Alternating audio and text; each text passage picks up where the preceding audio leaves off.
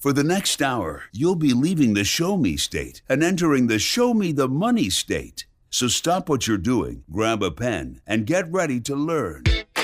Jake Floyd of Floyd Financial Group will be your guide for straight talk and honest answers about living the life you deserve in retirement. So prepare to be empowered.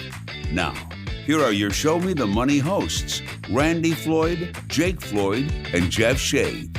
Good morning. Thank you so much. Welcome to Show Me the Money, the radio show that gives you the straight talk and honest answers you need to help you reach your wealth management and retirement goals through smart investing and careful planning. On today's show, we're going to be talking about current events, then 5 retirement traps that you can't afford to fall into. Also, the rule of 240 paychecks in retirement, and then finally, how to retire early in 6 steps. My name's Jeff Shade, and as always, I am just here to ask the questions. But of course, the words of wisdom and solid advice, they come from Jake Floyd of Floyd Financial Group. Good morning, Jake. How you doing today? I'm doing great, Jeff. Thanks for asking. Certainly welcome, my friend. I hope everybody else is having a great morning. We appreciate you joining us here each and every week for Show Me the Money. Well, Jake, there's a lot going on in the economic news today. Fed hinting at more rate cuts. The markets are reacting to the trade news. Even a government shutdown is delaying key data. There's a lot to unpack here, so let's start with the big picture. The Fed has signaled more rate cuts could be on the way. What does that tell you about where we are in the economic cycle? Yeah, I think the market has been pricing in quite a few rate cuts, regardless of what the Fed has to say. What the Fed says and what the Fed does is one piece of the puzzle, but they don't single-handedly control interest rates. Right now, the market is pricing in 5 more rate cuts in the next year, and one of those rate cuts will be week after next, is what they're pricing in, and then almost a virtual certainty again in December. So 97% chance and 96% chance. I'd say that those are pretty much good to go. The one in January is still kind of on the table. It's 50-50 or so. The Fed is simply managing expectations by predicting these rate cuts, and they want to nudge sentiment in one direction or the other based on what kind of language they use around these rate cuts. So make no mistake, none of these words are flippant. Every single word and every statement that they have has a purpose of being there, and they're carefully crafting what they want the public to hear and what they want them to see. We've said many times in this program, Jake, that we do not have a crystal ball, but what is your prognostication about the amount of rate cut that we have? We had a quarter point. We're looking for another quarter point, do you think, before the year ends? Yeah, I think we're going to have, again, in about 10 days or so, we're going to have another rate cut, and I think we're going to have another one in December. So I think 2 more by the end of the year. I do think that January will likely get another rate cut, and probably another one in March, in my opinion. So we'll have to see how everything folds out. Again, there's a lot of things that can happen between now and then, so that could change the outlook. But I'm generally in the camp that I think interest rates are headed lower than a lot of other people think they are, including the broad market right now has the neutral rate at about 3%, 2.75 to 3%. I think that we will need to go much lower than that as AI really starts to eliminate jobs, just to kind of keep the economy afloat in the short term, which will be very good for asset prices, stock market, real estate, crypto, gold, bonds, that kind of thing. So all that stuff I think is going to go up together, which is a little bit counterintuitive for the old school market people listening. But I think all assets are going to be good to own over the next 2 to 5 years. Maybe longer than that, it's hard to say, but I do think that generally lower interest rates are really going to buoy asset prices. We don't want to fight the Fed. Jake, interest rates, mortgage interest rates are at a 3-year low at this point. Now, they began to drop the day after my mortgage closed, but that's always how it works. I know. Isn't it great that way? But anyway, how do these rate cuts affect mortgage interest rates? They don't really do it directly, do they? Not directly, but they definitely affect things. The 30-year rate back in 2022 was nearly 8.5% as they were starting to really raise interest rates from zero for the first time in a long time. So over the course of the last year or so, we've seen quite a fluctuation from just before the election. They were closer to 7.5. Right now, we're at about 6 3/8. As they keep bringing rates down, that will put downward pressure on mortgage rates. So if we get down to 2.75 to 3% on the Fed funds rate, that's what the Fed controls. I think it's likely we'll see maybe 5% or so on the 30-year mortgage. And I think if that happens, that's really going to ignite the housing market.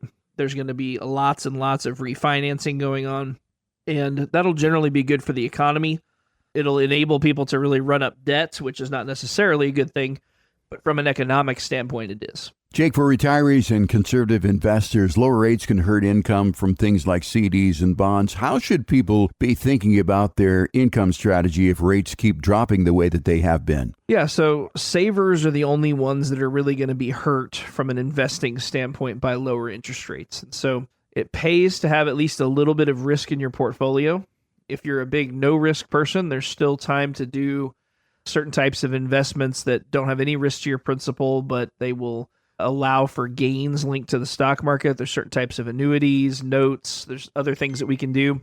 But having some risk in the portfolio will definitely pay off as interest rates continue to go down, because bank rates, certainly 1-year CDs and less, and money market rates, that kind of thing, are really influenced heavily by the federal funds rate. And so as they cut that rate, almost immediately the banks have to start cutting their rates. Talking with Jake Floyd of Floyd Financial Group, and we're talking about current events, the market, and the economy. Again, if our conversation piques your interest, you'd like to come in and sit down with Jake and discuss these things in person and how they affect you and your journey towards a confident retirement. We're offering that opportunity, as we do every week, by opening the phone lines at 417-889-7233. You can make that call right now if you'd like to set up an appointment with Jake or Randy when he's in the office. Again, it's 417-889-7233.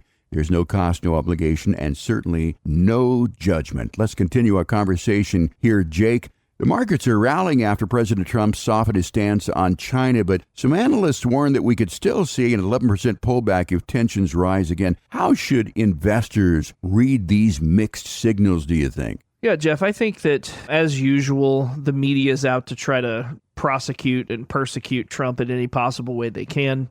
Last week, he got a lot of the hostages released under under duress, dragging everybody kicking and screaming. I'm personally proud of him as president, especially in that moment. I think getting those hostages released is a huge deal. As usual, they're trying to muck up the works in any way they possibly can. And China and Trump, I don't think anybody who's really been paying attention really expected China to come quietly. Trump has been saying since July that he's hopeful to have this deal done by the end of the year. So this is actually happening a little bit sooner than I would have predicted, but I expected them to start to really rear their head up and start having a fit about different things that Trump wants, especially with the rare earth minerals. That's like the only thing that China really has a good corner on. There are other places that have these minerals, but China's been the main source of those for quite a while. So when we start to try to eat into their proprietary business, I guess, if you will, it's not shocking to me at all that we're having some growing pains here. And so Trump has to kind of flex, and then Xi has to flex back so he doesn't look weak. I think we'll see this back and forth for a little while. An 11% pullback is totally possible. If you've been listening to this show, or if you're a client of mine, you know that I've been saying, hey, I think we're due for a pullback. That doesn't mean it's a bad thing. The market needs to pull back to stay healthy and to go to new highs. So I guess what was it, last Friday, we had the beginnings of the breakdown of the China talks. The market was down like 2.7%. When you see the market really start to shed, it's good to be looking at your buying list and go, okay, hey, what do I want to buy? I really want to see the market down, 7 or 8% before we start getting aggressive with the buying. So we'll have to kind of see what happens from here, but people have very short memories. It was only 6 months ago when the market was tanking to the tariffs in April, and the market was literally 30% lower than it is here. The markets do go down occasionally, so I do think it's part of a healthy process. Honestly, I hope it goes ahead and gets it over with between now and the end of October.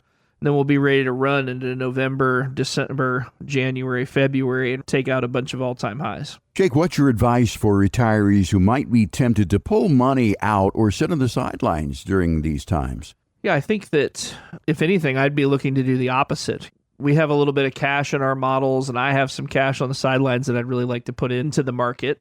I try to make a habit of not just purchasing big swaths of money at all-time highs. Sometimes you don't have a choice, but if I have a choice, I like to wait for pullbacks to buy things when they're on sale, especially when certain stocks might be beaten up unfairly.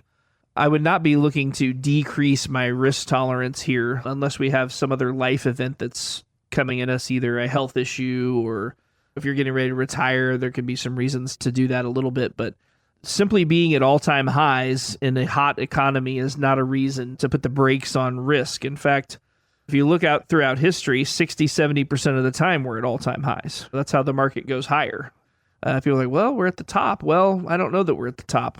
Nobody really knows where the top is, but I would say that historically speaking, we still have a ways to go. Jake, the government shutdown is delaying some important economic data like inflation, jobs reports. How does that uncertainty impact the markets and policy decisions? Yeah, I think that it does impact things quite a bit, but our economy and our market system is incredibly data dependent, and we have so much data all the time. I think it's actually okay that we don't have the minute-to-minute data. In fact, I think Trump is right on going from quarterly reports from market participants to semi-annual reports. That was one of the things he was calling for because it costs an enormous amount of money to come up with these statistics and to have huge departments just full of people that do nothing but count chickens, if you will. And I think it's okay to have a little bit of time where we're not getting data.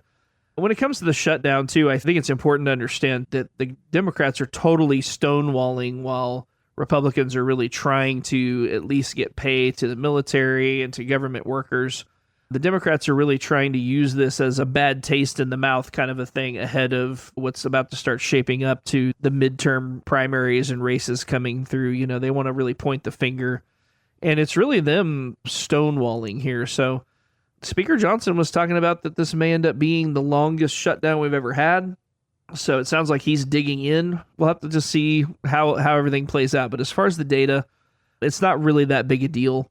And we have other sources of data if we really want to know what these numbers are. And frankly, the government has shown, especially some of these labor statistics places, they have shown that their data is not exactly the most reliable data on the planet, hence Trump firing some people over there and that kind of thing. So I don't think it's really that big a deal personally. Talk with Jake Floyd at Floyd Financial Group. Of course, our program is called Show Me the Money, and we're talking about current events here. Once again, if you would like to come and sit down and talk to Jake in person or Randy when he's in the office, you'd like the opportunity to ask some questions and get the answers that apply to your specific situation, we're offering that opportunity certainly for you to do that. No cost, no obligation, no judgment whatsoever. Our phone number, 417-889-7233. You can make that call right now if you want on this weekend. Leave your name and telephone number. Ashley will call you back during the week and set up that appointment for you on your schedule. Again, there's no cost, no obligation for this. You've got a friend in the financial services business right here in Springfield, Missouri. It's Floyd Financial Group. Once again, it's 417-889-7233. You can also find out more about us online at floydfinancialgroup.com. Hey, Jake, let's take a break. When we come back here on Show Me the Money, we're going to be talking about 5 retirement traps you can't afford to fall into. Our program continues here on 104.1 FM KSGF, where Springfield comes to talk. Ready for another helping of some more real money talk? Thought so. Now, here's another serving of Show Me the Money with your hosts, Jake Floyd and Jeff Shea.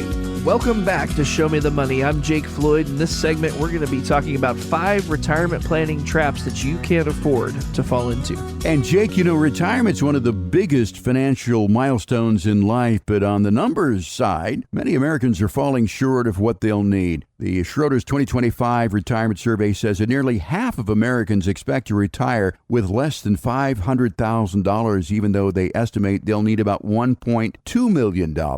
What do you think is driving that gap, Jake? Well, Jeff, I think they just didn't have a plan early enough in life. That's trap number 1, is either not having a plan or starting that plan too late. Every chance I get to, I like to talk to young people because if I can give them a little bit of advice, the most important part of investing is not so much what you invest in, it's when you start investing. You almost can't do it wrong enough if you start when you're 18 years old. Even at 4 or 5% interest, that money's going to grow massively over the next 40 years. Start early, come up with a plan, figure out where you want to go, and then we can reverse engineer that into a plan to get there.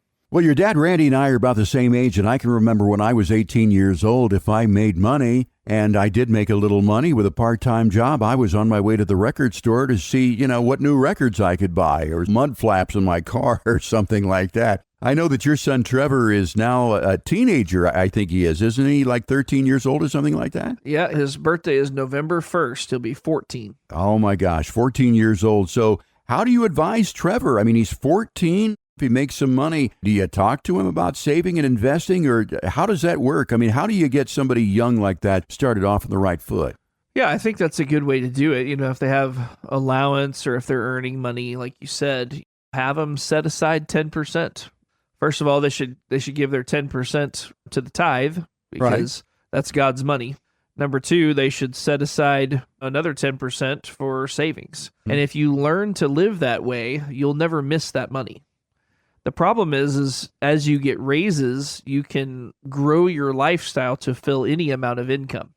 And so if you do not have discipline to set some of that money aside as you go, and you're always spending everything that you have, before you know it, you need to make $200,000 a year just to break even. And it gets very difficult to save money. But if you get used to setting that money aside, a good way to do it that a lot of people have been very successful over the years is when you get your year-end raise, let's say you get a 3 or 4% raise, take 1% of that and save it.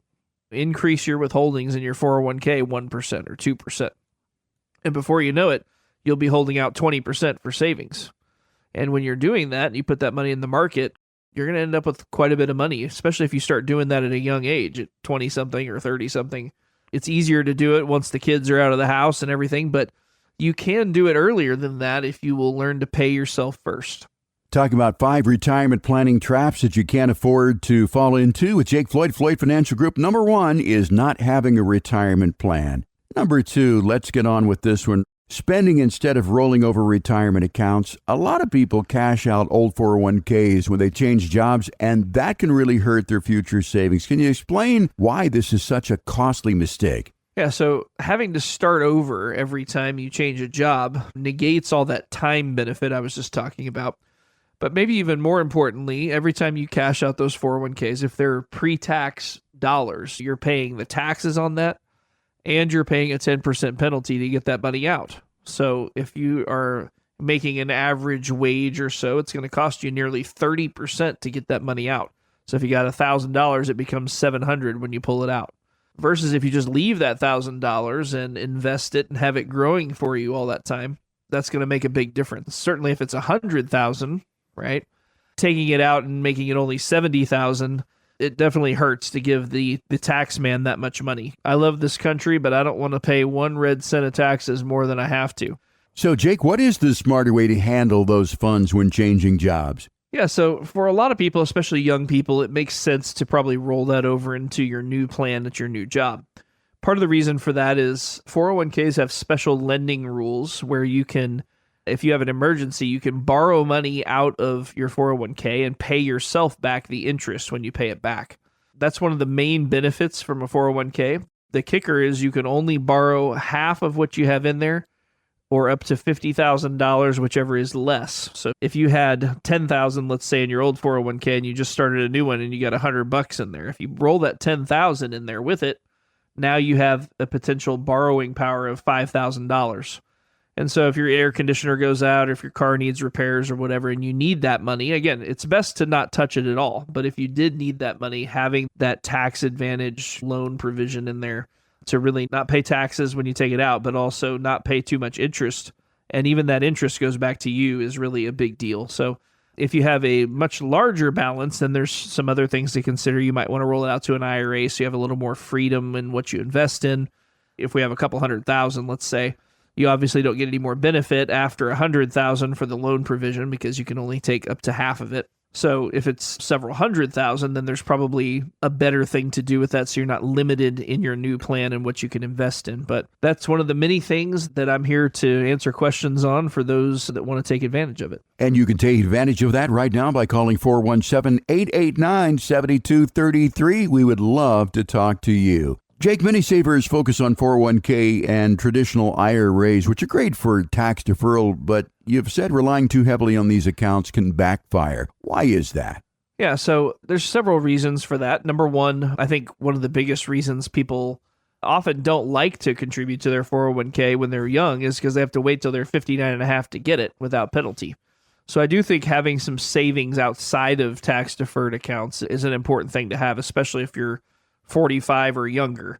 And once you get to 50, you're getting closer to that 59 and a half range, so it's less of an issue. But personally, I have quite a bit of money that's after tax I've already paid taxes on because I want to be able to access that money before I'm 59 and a half. If you don't have any savings outside there, then you're forced to use the 401k money, which is just suboptimal for your performance going into retirement, right? We want to be able to leave that money alone, let it grow as much as possible. I do think that not having any savings there makes it very much a temptation to liquidate your 401k, which is one of the worst things you can do for your overall retirement health because you're undoing what took years and years to do, and you're kind of resetting yourself with less time to fix it at the current age that you're at. Jake, what role can Roth accounts or taxable investment accounts play in creating more flexibility in retirement? So let's talk about what the Roth is first. In a traditional 401k, the idea is when you put money in, that money is tax deductible in the year you put it in. So if you contribute $5,000, then that just comes off of your taxable income at tax time. A Roth, you pay the taxes today, so it doesn't give you any tax benefit today. But after 5 years and after 59 and a half, all the growth and the principal forever is tax-free. Doing the Roth now, you also are allowed to take your money that you contribute into the Roth, your principal. That money you can take out with no penalty, and it's already been taxed. So that gives you a little bit of flexibility that you don't have in the 401k. So you don't have the 10% penalty and all that kind of thing.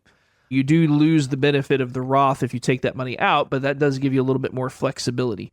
People that are making $30,000, $40,000, $50,000, $60,000 a year, generally speaking, it does make sense to use a Roth because the chances of you having a higher tax bracket in retirement is a higher percentage chance than if you're making, let's say, $250,000 today, where you're in a high tax bracket. It probably makes sense to have the tax benefit today because you're paying so much in taxes. Now, again, this is not intended as individual advice. I just want to say that. I'm not saying, hey, if you make $60,000, you for sure should do a Roth, because it's not that simple. There's spouses to consider and other factors. But in general, if you're in a lower tax bracket now, Roth can be pretty attractive because you're already not paying a lot of tax and you're setting yourself up with a hedge against future tax increases. Talking about 5 retirement tax traps that you can't afford to fall into. Trap number 3, over-reliance on tax-deferred accounts. Jake, diversification is a buzzword in investing, but it's easy to overlook in retirement planning. What are the risks of being too concentrated, do you think, in one asset class? Yeah, I think in today's world, it's easy to see. I think the best example to use is artificial intelligence, right? Artificial intelligence is the constant buzzword and the constant talking point of every news station everywhere, especially when it comes to money. The problem is if you only invest in artificial intelligence companies, what happens if the government comes in and says, hey, we're shutting this artificial intelligence stuff down, it's too dangerous? Now your whole portfolio is linked to that and you just get obliterated. So it's good to have diversification. It's good to have a well-rounded portfolio in all environments. Yes, all environments. Just because you know somebody who bought $400,000 of a single stock and it worked out for him doesn't mean he was right. It means he got lucky. And so you want to have a prudent approach when it comes to investing, and you need to be diversified and well-rounded. So diversified doesn't just mean I need 10 stocks. If they're all AI stocks, you're still not diversified. We need to have some utilities in there, maybe some energy, some consumer discretionary, some staples like Walmart or Hormel Foods or whatever. So you want to have a well-rounded portfolio, but also you want to be diversified across asset classes, not just in the market, right? We want to have some bonds. We may want to have some annuities. We may want to have some gold or some crypto or whatever, real estate. And having diversification of strategy, diversification of asset classes, and then diversification inside there will help smooth out the ride so you're not constantly looking for the exit if things start to hit the fan. So trap number 4 is failing to diversify investments. Let's move on now to our final trap. You mentioned complacency, sticking with outdated strategies or avoiding change. Why is adaptability so important, especially in retirement, Jake? Yeah, so I think an easy way to see this is, do we want to own the same investments under Biden as president as we would under Trump? The answer is, of course not, right? Trump has a totally different direction than what Biden had or Obama, or even different than Trump's first term. And so that's one facet of the environment. Who the president is isn't the only thing that matters, but it's easy to see how owning certain types of investments under Trump would make more sense than what we would want to own under Biden. So as environments shift, as AI plays out, that environment starts to shift. We need to be flexible in what kind of investments that we want to invest in, because really the goal here is to make sure we're capitalizing on whatever opportunity is before us. And if we're unwilling to change, we're going to leave money on the table. Talking about traps that you do not want to fall into in retirement. Trap number 1, not having a retirement plan. Number 2, spending instead of rolling over retirement accounts. Number 3, over-reliance on tax-deferred accounts. Number 4, failing to diversify investments. And our final one, being complacent or resistant to change. Again, call us here at Floyd Financial Group if you've got questions, 417-889-7233. It's a chance for you to sit down one-on-one with Jake or Randy, have a casual conversation about your journey towards a confident retirement. No cost, no obligation, certainly no judgment. We'll meet you where you are. Again, that phone number, 417-889-7233. And of course, we're online at floydfinancialgroup.com. Hey, Jake, let's take a break. When we come back, I want to talk about something interesting. It's the concept of 240 paychecks versus 20 years in retirement. When our program continues here on 104.1 FM KSGF, where Springfield comes to talk. We're back with your financial catch of the day, and it's a big one. Here's more Show Me the Money Radio with your hosts, Jake Floyd and Jeff Shane. Welcome back to Show Me the Money. I'm Jake Floyd, and in this segment, we're going to be talking about the rule of 240 paychecks. And Jake, a lot of people think about retirement in one big lump sum of money, and it's got to last for 20 years or more. When you break it down into, hey, I need 240 paychecks, how does that change the mental perspective? I think a lot of people, when they're looking at retirement, there's this kind of nebulous thing called retirement with a very unspecified amount of time that we might need the money, and it seems like it needs to last forever, right? And I think that when we're thinking about the average retirement being 240 paychecks, because ultimately what you want from your retirement and from your lump sum of money is you want retirement income, or 90% of people do, right? And so when we start thinking about retirement, we want to think about it as income, not so much this big pile of money.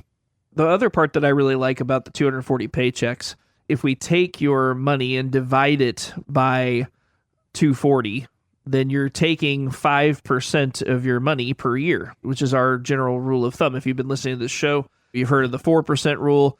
Randy and I like the 5% rule as long as we have certain protections in place, meaning you can withdraw 5% of your retirement savings each year. And chances are, if the market is kind to us at all, we're going to actually grow the money while we're doing that.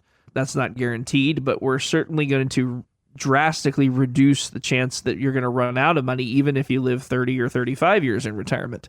And so this rule of 240, so we take our lump sum of money, say it's $1 million, and we divide it by 240 paychecks. So that's roughly $4,166 a month, which is $50,000 a year. And so what we really want from our lump sum of money is that income, and to be able to count on that income coming in to supplement Social Security or a pension, to basically prolong our way of life even past the time that we're working. Jake, I love that idea. Instead of thinking about retirement as a lump sum, you're going to break it down into 240 paychecks. And in retirement, you are your own boss. You're signing your own paychecks. What does it take to pay yourself wisely? I think starting with the reasonable amount of money, like we just talked about, is probably the most important facet of whether your retirement's going to be successful or not. If you come out of the gate and you're pulling 8 or 10% of your money per year, you're just setting yourself up for failure. If you will start with a reasonable amount, 4%, 5% a year, then that leaves you room to be able to increase that as time goes forward and still grow that money. Because heaven knows it costs a lot more to live than it did 20 years ago.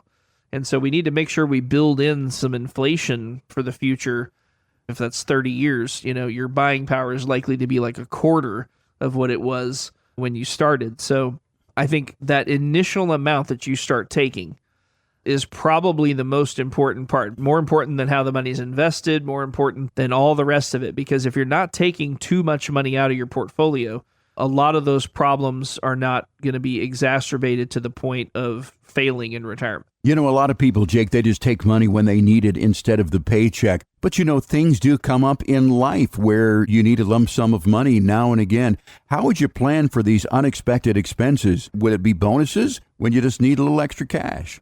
And Jeff, I think that's exactly why it's so important to start with a lower amount than what you're thinking, because as you're into retirement, you're going to need things. You're going to need a new car, a new air conditioner in the house. You're going to need these different things. And if we're already taking 6 or 7 or 8% of the account, now we're pushing it to 9 or 10% of the account or more, depending on how much money you have saved. So you're definitely going to need those things. But I think you're used to living on a paycheck now before you're retired. So I think it's good to continue that mentality and just set yourself up a paycheck from your retirement accounts at the same time. Unless, of course, you simply don't need that money for income month to month. There's some people that have been blessed enough to have good Social Security, good pension. Some of the military folks have a good disability payment that maybe is even not taxable, that kind of thing. So if you don't need the money, then that's fine. But assuming you're going to take money out, having a monthly amount set and then learning to live within that is important, because it can get out of control pretty fast if you're just in there taking money out every week, every 2 weeks for whatever it may be at the time. Jake, let's get practical here. How does somebody actually turn their savings into a steady paycheck? And where should those 240 paychecks actually come from? Yeah, Jeff. So you start by coming to Floyd Financial Group. No, I'm just kidding. I think that's a pretty good start, actually. So generally speaking, when we set up income for people, we're going to have a third-party custodian that's holding the money. We use Charles Schwab a lot for ours. There are other custodians that we use too, but they're the ones that hold the money. As we manage money for people, one of the main things that we do is we'll set up a direct deposit for retirement income, just like a paycheck you get now. So we'll set up a link to your bank account and say, hey, on the first of the month, we're going to direct deposit this income payment to you. So it'll feel very similar to the way that it was when you were working. If this money is pre-tax, we'll also hold out the taxes and send the appropriate part to the government before it even hits you. That way you don't have to worry about quarterly tax payments and things like that. And again, it'll feel very similar to a paycheck that you would get now. Jake, we've talked about layering income in this program, using things like Social Security, pensions, and annuities and portfolio withdrawals. How does the strategy of layering income help provide stability? So not everybody's going to have the ability to layer. If they haven't saved a lot of money, or if they don't have a pension, that kind of thing, it may be 2 or 3 layers, not 4 or 5 layers. But having multiple sources of income can really help to stabilize things if the market is having a bad time, right? If you have other places you can rely on sources of income, then we can give the market time to recover before we start pulling harder on that money. But overall, just back to the diversification point of earlier, it's generally good to have things in multiple buckets to make sure that if any of those ever has trouble, you're not just totally derailed in retirement. Jake, you have talked about the order of withdrawals before in this program, taxable accounts, IRAs, Roths. Why does order matter, and how can it impact taxes and longevity of assets? Yeah, that's a really good question. There's a lot of detail we could go into there. I would say let's break it up into 2 categories. If you're going into early retirement, meaning pre-62, let's say, if you want to go to really early retirement, having money, especially before age 65 and you get to Medicare, having Roth money or after-tax money can really help us bridge the gap. So the current situation with health insurance in this country has been, in my opinion, totally devastated by President Obama back in the day. And it's almost impossible to even buy what we would consider an individual health insurance policy anymore. And you're pretty much relegated to a cost-sharing program like Medishare or something like that, or Obamacare. A lot of people end up on Obamacare. The thing about Obamacare is your premium payment, how much you pay for that insurance, is determined by how much income you show on your tax return. So taking money out of Roth accounts or out of savings or non-qualified accounts does not show up as income. So if we have the flexibility to do that, we can really take your premiums from Obamacare from as high as $1,500 a month down to maybe even free, depending on what plan you want and that kind of thing. But you can really save a lot of money per month doing that. For everybody else, having that flexibility is also key for those people in early retirement and everybody else. If you have major purchases that you need to make, what we don't want to do is ever blow up our income too high. So let's say you and your spouse are pulling in $100,000 a year in retirement, and you need to buy a new car. And you're like, hey, I don't want to have any payments. I'm done having payments in my life on these cars. So let's just take our $60,000 worth of 401k money and buy this car. Because you just now sent yourself into the stratosphere on taxes. You've entered a new tax bracket and you're paying lots of money to the government that you don't need to pay. However, if you have money that's after tax or Roth money, we can feather that in a little bit to make sure we don't blow up your income too high where we're not having all kinds of nasty side effects, especially if you're under age 65 and you're on Obamacare. That can have really nasty side effects, penalties, things like that. But even if you are in retirement past 65, you have to worry about IRMA. That's where they start charging you more for your Medicare Part B because you made too much money. Again, there's a lot to consider. I know that was a really long-winded answer, Jeff, but there's a lot of things to consider there. And one of the primary things that I'm here for is to bounce these ideas off of. If I have a client, yes, I'm managing their money, but I'm also helping with these questions to make sure we can avoid these potholes, right? I've helped, at this point, thousands of people in their retirement, and hopefully you're only going to do it one time. So naturally, I'm going to be able to know where some of these potholes are and help you avoid them better than you can doing it the first time. I just want to be able to help you navigate this and not pay too much in taxes and not hit some of these potholes that can really be devastating. Jake, we've often talked about the psychology of retirement, how going from saving your whole life to finally spending can feel uncomfortable. Why is that such a tough transition for some people? Yeah, I would say that the better saver you are, the more likely you are to feel that way. I have some people that just can't hardly pull the trigger on it. You know, they've saved lots and lots of money. They have way more than they need, but they really don't want to retire because they just can't stomach the idea of stopping savings. In fact, sometimes we'll set up income plans and they're like, well, I need this money because I got to keep saving. So they're actually wanting to take money out of their retirement plan to stuff in the bank so they can keep saving. And so we obviously don't want to do that because we're paying taxes for no reason at that point. But I think that mentality, what works for you while you're working, starts to work against you in retirement. That's what this money is here for. My dad used to say, and still does sometimes, he says, you notice these furry animals running around all over the place right now. Mm-hmm. They're called squirrels. And what are they doing? They're saving up these nuts and they go stuff them in a tree or bury them somewhere. And they do that so that in the winter, when there's no food, they can then eat. It's the same thing in retirement. You're storing all this money away so that you can use it whenever you go to retirement. That's the whole purpose of it. I realize that that can be difficult for people, and that's okay that it's difficult. But I can also help coach you through the best ways to do that and help you get a little more comfortable with the idea so that you can really live retirement the way you want to live it. Life is short. Nobody's guaranteed tomorrow. You don't want to wait until it's too late to enjoy retirement. Talking about the rule of 240 paychecks with Jake Floyd, Floyd Financial Group, and that mental concept. Again, if you would like to talk to Jake about creating 240 paychecks or 20 years of retirement income, thinking of it in a little bit different manner, give us a call here at Floyd Financial Group. We'd love to talk to you. 417-889-7233 is our telephone number. It's not going to cost you a dime to sit down and have this casual conversation. It's a no-tie zone here at Floyd Financial Group. No cost, no obligation, no judgment. We'll meet you where you are. Again, 417-889-7233. And, of course, check us out online at FloydFinancialGroup.com. Jake, let's take a break. When we come back here on Show Me the Money, we're going to be talking about how to retire early in 6 simple steps when our program continues here on 104.1 FM KSGF, where Springfield comes to talk. Ready to climb a mountain of financial know-how? Good.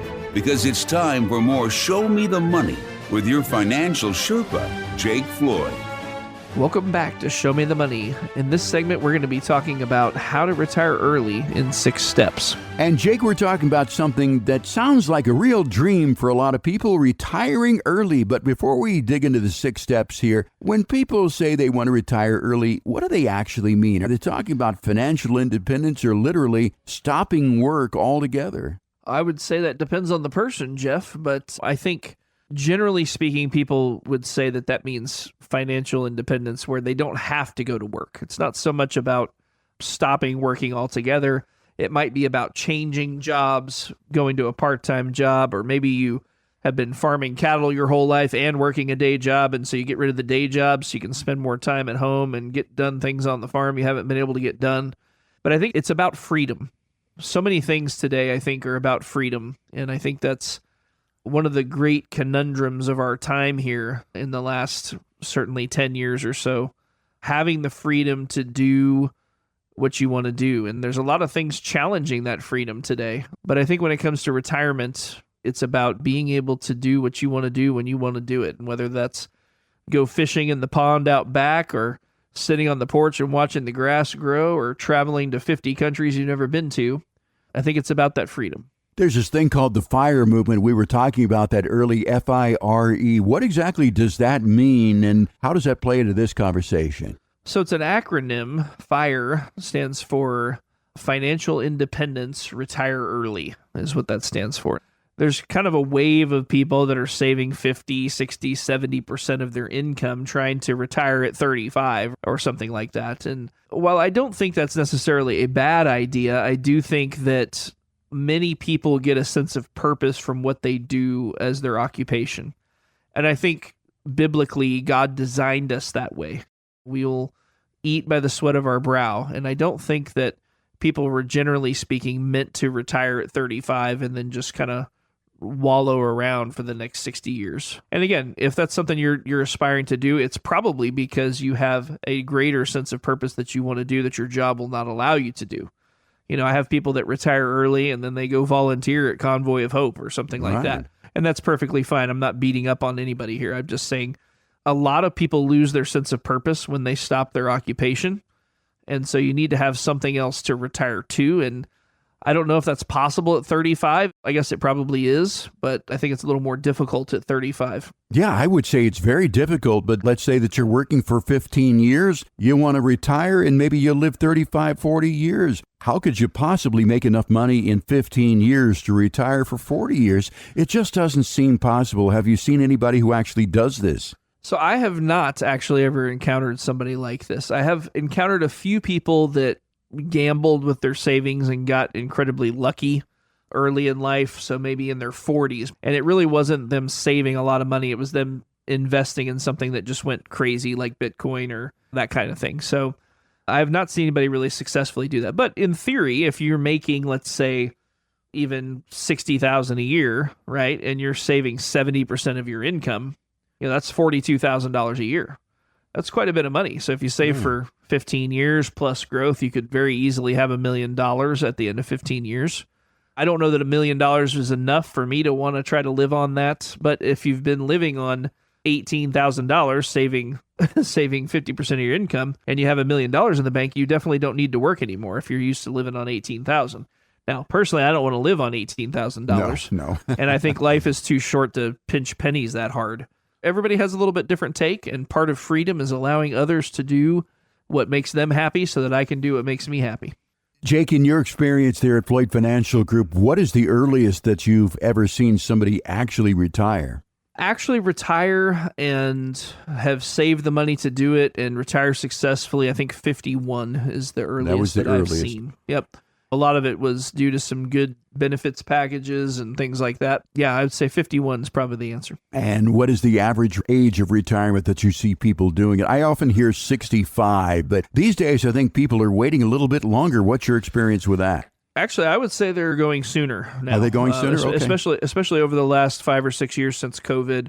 I would say the average is 62 because people, generally speaking, need to get to 62 so they can turn on Social Security to supplement their other income.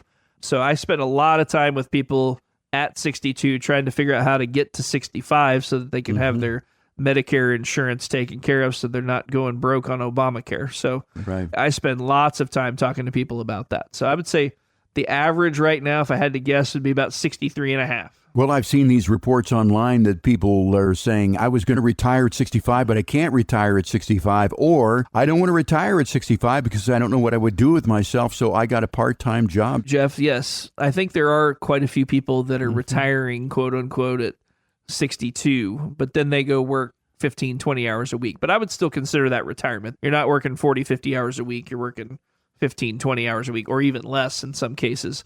So I would say that's still retired. That's just you filling your time. Well, I don't know what I would do with myself if I weren't doing things like this. I don't know that retirement is really in my future. Do you run into people that just say, Jake, I don't think I'm ever going to retire, not because I can't, but just because I don't want to? Well, I'm glad to hear you say, Jeff, that retirement is not in your future, because I don't know what I would do without you.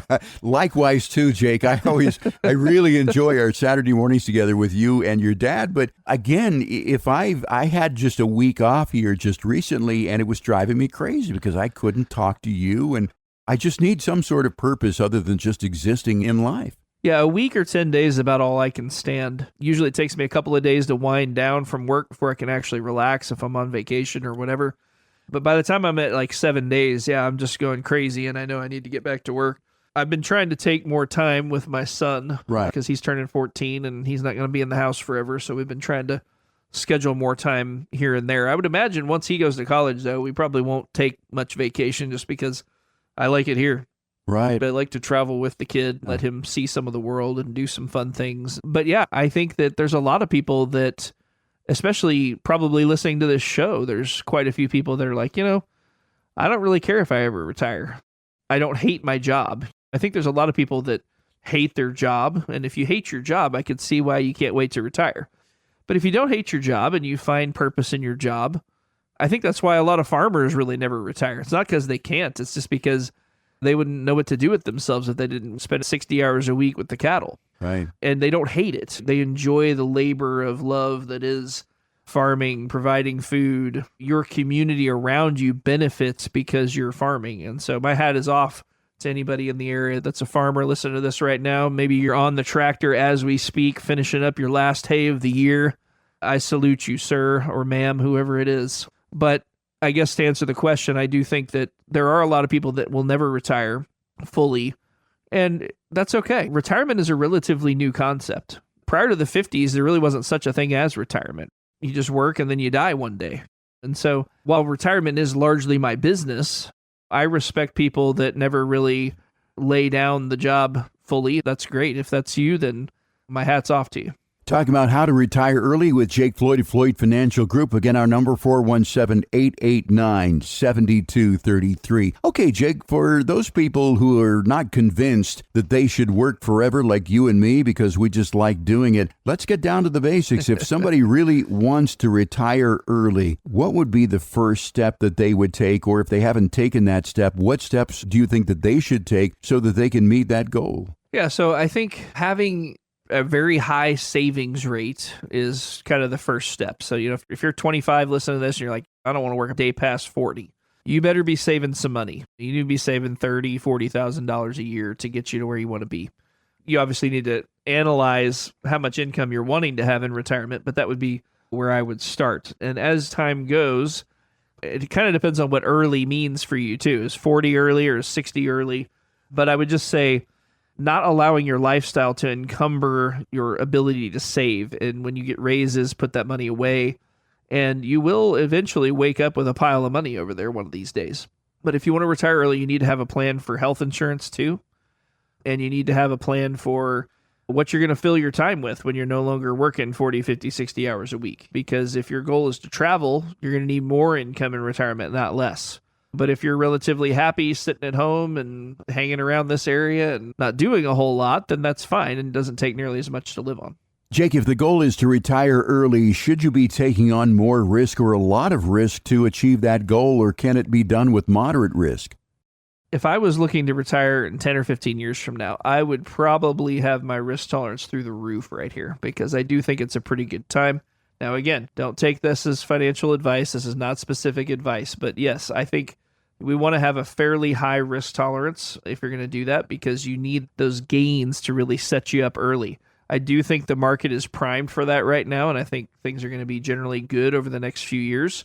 But yeah, I think the more risk will ultimately lead to potential higher reward and help you get your goals accomplished sooner. Jake, do you find that some people who have retired have come to you and then they unretire simply because they don't have a purpose or a goal in life? They don't have anything that really makes them happy, and they discover that going to work and having that social interaction and a feeling of accomplishment is really what life's all about. I would say that happens 1 out of every 4 people that retire, where they're just like, I just don't have anything to do. I'm just wasting away at home. I'm going to go get a job.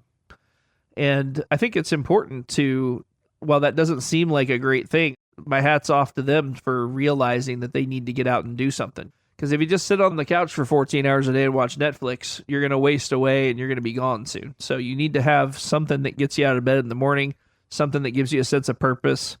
That's what's healthy, and that's what's going to lead to a happier retirement. Right, and a mind that stays in motion continues to function properly, and a body that stays in motion continues to stay in motion too. And I think your dad, Randy, is a great example of that. He is not completely retired. He's semi-retired. He's in the office often, but still he has so many things to do. He's in great shape, I think, both mentally and physically. Talking with Jake Floyd here, Floyd Financial Group. We're talking about retiring early. Again, if you have questions about retiring early, or that's going to be your goal, you're not sure whether or not you can do it, you want to consult with Jake to see what the plan would be to accomplish that goal. Give us a call here at Floyd Financial Group at 417-889-7233. We'd love to talk to you about that and see if it's possible. Again, no cost, no obligation, certainly no judgment here. We'll meet you where you are. Again, it's 417-889-7233. We can talk about anything, actually, that you want to talk about. Again, a casual conversation. It's no tie zone here at Floyd Financial Group. You can also find out more about us online at floydfinancialgroup.com.